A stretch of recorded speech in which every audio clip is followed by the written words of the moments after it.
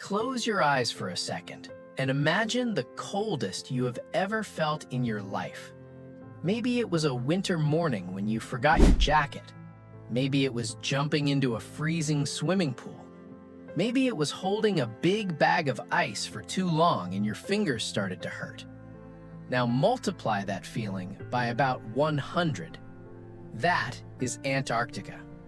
Antarctica is a giant continent at the very bottom of our planet, completely covered in ice and snow.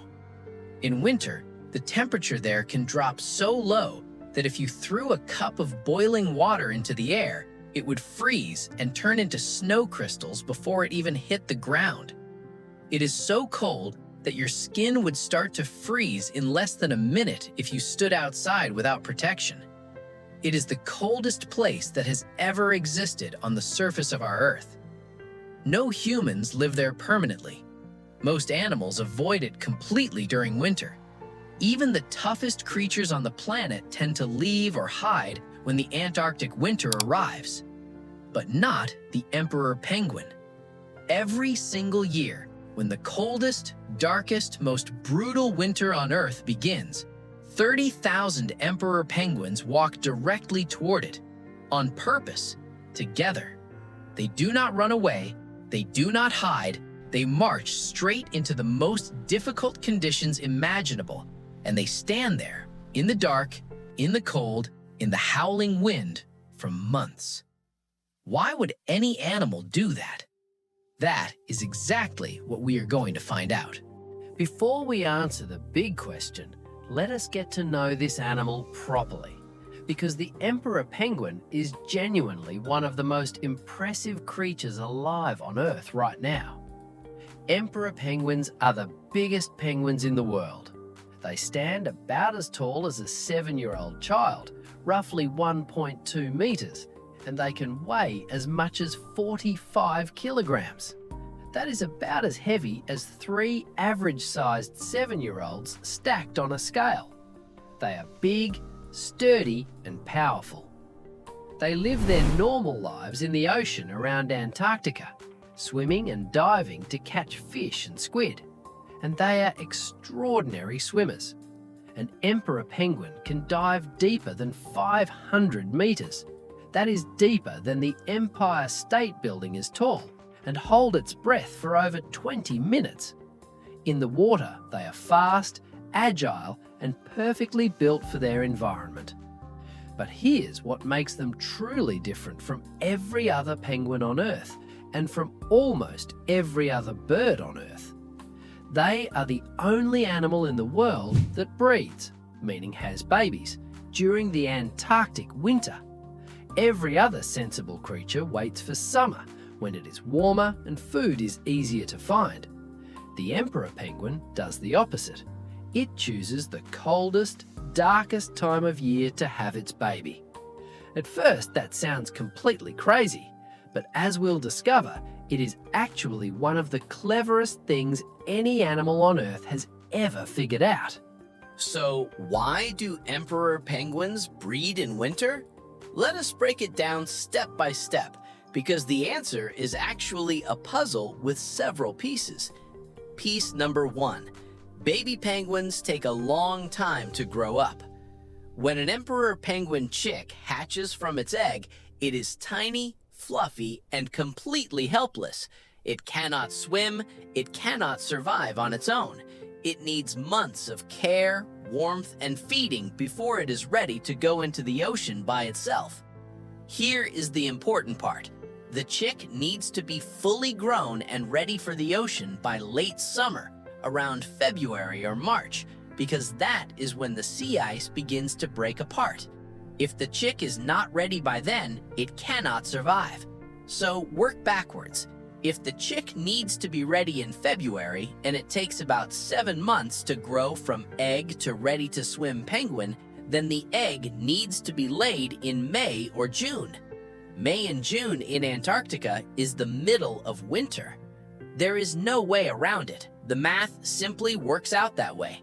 If emperor penguins want their chicks to be ready at the right time, they have to start the process in winter. They did not choose difficulty for no reason. They are working within a fixed timeline that nature set for them. Piece number 2, they need ice that will not break.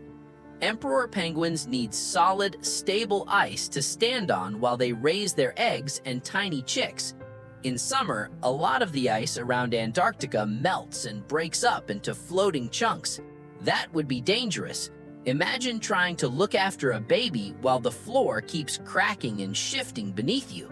In winter, the ice grows thick and solid and locks itself firmly to the shore. It becomes a reliable platform that will hold firm for months. That is exactly what the penguins need. So, once again, winter is actually the better choice, not the worse one. Piece number 3, less competition, fewer dangers. In summer, the ocean around Antarctica is busy. Many animals, seals, whales, seabirds, are all competing for the same food. Predators are more active. It is crowded and competitive. In winter, most of those animals have moved away. The penguins' breeding colony, their baby-making gathering place on the ice, is quieter and safer. There are fewer threats to the eggs and chicks. The cold, as brutal as it is, actually keeps some dangers away. When you put all 3 pieces together, the picture changes completely. The Antarctic winter is not a random obstacle that penguins suffer through. It is the only season that gives them stable ice, the right timing for their chicks' development, and a safer environment to raise a family. Evolution, the long, slow process by which animals gradually get better suited to their environments over millions of years, figured this out over a very long time and built the winter breeding strategy right into the penguins' instincts. Okay, so we understand why they do it. But the next question is just as interesting. How on earth do they physically survive conditions that would kill almost anything else? The answer is a combination of some truly remarkable biological engineering, which is a fancy way of saying that their bodies have been designed by evolution to handle extreme cold in ways that still impress scientists today. Their feathers are incredible. Emperor penguins have more feathers packed into each small patch of their skin than any other bird on Earth. These feathers are short, dense, and layered over each other like very tightly overlapping roof shingles. They create a barrier that wind and water cannot get through. Underneath those feathers is a thick layer of fat, similar to blubber on a whale, that works like a very effective insulating jacket. Heat from inside the penguin's body cannot escape easily through all those layers. Their bodies are smart about blood flow. This one is really cool. When our fingers get cold, it is because cold blood is flowing back from our fingers toward our heart and chilling our core body temperature. Penguins have a clever solution for this.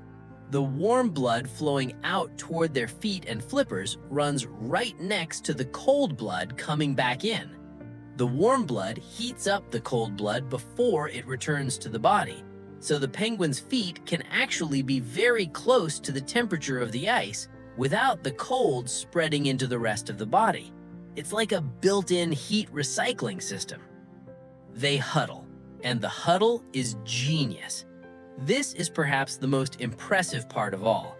When the wind gets really bad and the temperature drops to its most dangerous levels, the male emperor penguins, who are the ones standing on the ice guarding the eggs while the females are away at sea, gather together in a giant group called a huddle.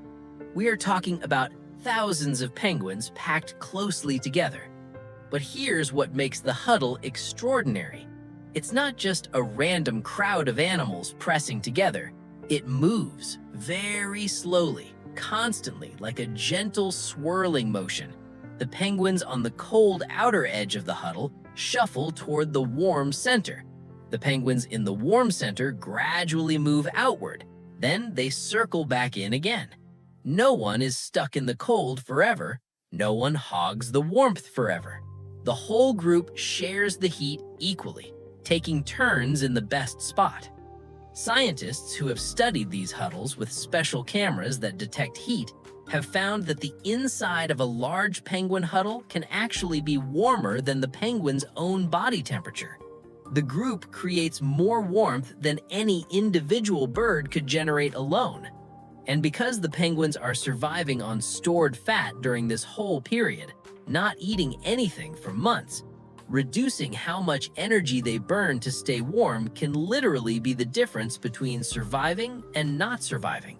Huddling together cuts that energy cost by about half. Imagine if you and your friends could stay warm in a blizzard just by working together and taking turns sharing a warm spot. That's essentially what these penguins have figured out. And they figured it out without being told, without thinking about it consciously. It just happens naturally because each penguin moves toward wherever it is slightly warmer, and the whole group organizes itself around that simple rule. Now let us talk about what the male emperor penguin actually goes through, because it is one of the most remarkable things any animal father does anywhere on the planet. After the female lays one single egg, she carefully rolls it onto the top of the male's feet. He then lowers a special thick fold of warm skin from his belly, called a brood pouch, down over the egg like a blanket. From that moment, the egg is nestled against his warm belly, off the ice completely, insulated from the cold. The female then walks back to the ocean, sometimes 100 kilometers away, to eat and recover because she has used enormous energy producing that egg. The male stands there with the egg on his feet in the Antarctic winter for about 65 days without eating a single thing. He loses nearly half of his body weight during this time, slowly burning through his stored fat reserves to keep himself and the egg warm. He barely moves. He huddles with the other fathers. He waits in the dark. When the egg finally hatches, the tiny chick calls out and the father responds. He produces a small amount of a creamy, nutritious fluid from inside his throat to feed the chick for a few days, just enough to keep it alive while they wait for mom to return from the sea. And then, traveling through the dark, navigating by stars and instinct and memory, the female returns. She brings food in her stomach for the chick. The family is reunited. The hard part, for now, is over. Here is something important that every young person should know. The emperor penguin's incredible strategy, the whole brilliant system of winter breeding and huddling and fat reserves and stable ice, works perfectly when the conditions it was built for stay stable. And for millions of years, they did stay stable enough. But right now, something is changing. The Earth is getting warmer because of the gases humans release when we burn fuels like oil, gas, and coal. You have probably heard of this. It is called climate change. And one of the places where climate change is having some of its biggest effects is Antarctica. The sea ice around Antarctica, the very ice the penguins depend on for their breeding platform, is shrinking. Some winters recently have had far less ice than normal. Scientists have recorded the lowest sea ice measurements ever observed in the years 2022 and 2023. When the ice forms late or breaks up early, the baby penguin chicks are in serious danger.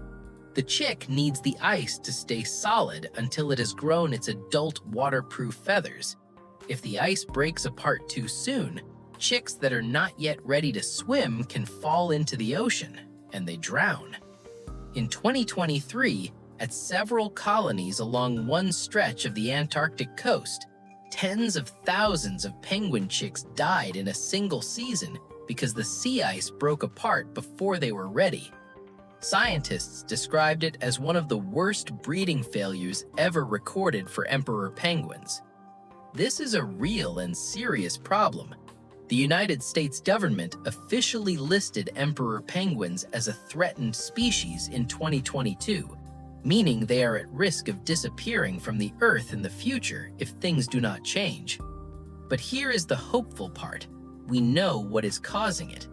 And when humans know what causes a problem, we can work together to fix it, or at least slow it down.